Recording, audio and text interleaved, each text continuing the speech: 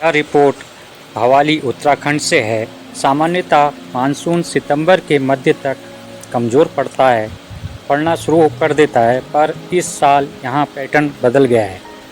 2 मई से लगातार बारिश का क्रम जारी है और अभी भी झमाझम बरसात रुकती नहीं दिख रही है।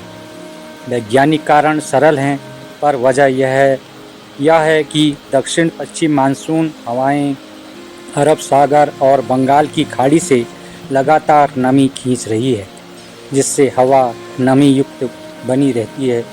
दूसरी वजह ऊपर से आने वाले पश्चिमी विक्षोभ और अन्य वायुवी सक्रियताओं का बार बार आना है, जो बादलों को और सक्रिय कर देता है।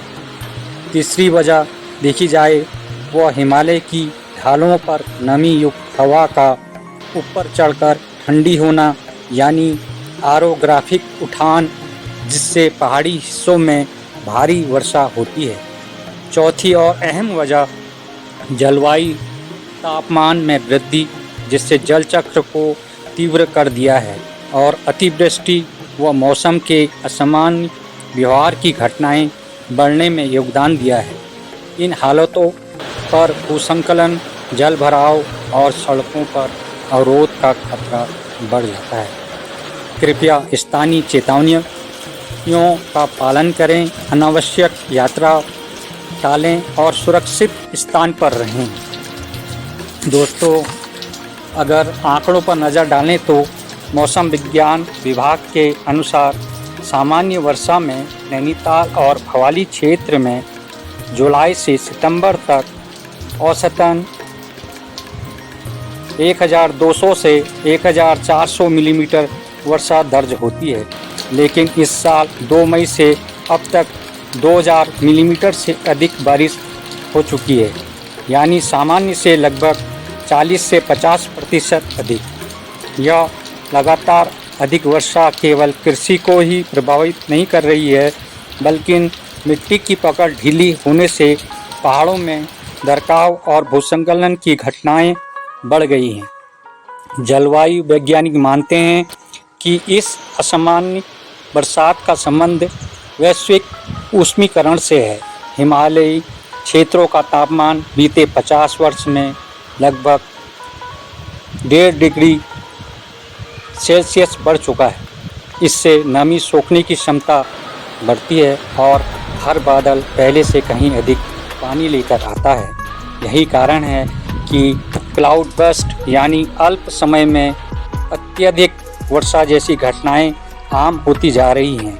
खासकर उत्तराखंड में 2010 से अब तक दर्ज क्लाउड बर्स्ट की घटनाएं लगभग दुगनी हो गई हैं। दोस्तों,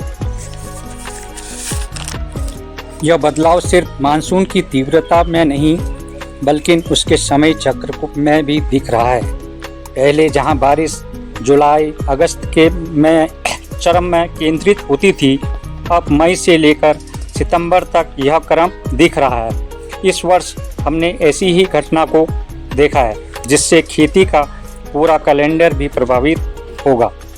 उदाहरण के लिए धान की बुआई में पानी की अधिकता और सेब जैसी फसलों में असमय फल झड़ने की समस्या बढ़ रही है। किसान और बागवान दोनों ही इस असामान्य मौसम से सबसे ज़्यादा प्रभावित हैं। आगे का रास्ता समाधान और सतर्कता दोनों से ही गुजरता है। विशेषज्ञ मानते हैं स्थानीय स्तर पर वर्षा जल संचय, भूस्खलन प्रवण क्षेत्र में निरंतर और आपदा पूर्व चेतावनी प्रणाली को मजबूत करना जरूरी है। साथ ही दीर्घकालीन दृष्टि से हमें कार्बन उत्सर्जन कम करने और जलवायु संवेदी नीति अपनाने की दिशा में ठोस कदम उठाने होंगे। फिलहाल आम नागरिक से यही अपील है कि मौसम विभाग की चेतावनी में ध्यान दें, निचले इलाकों से दूर रहें और बरसात में जोखिम भरी यात्राओं से बचें।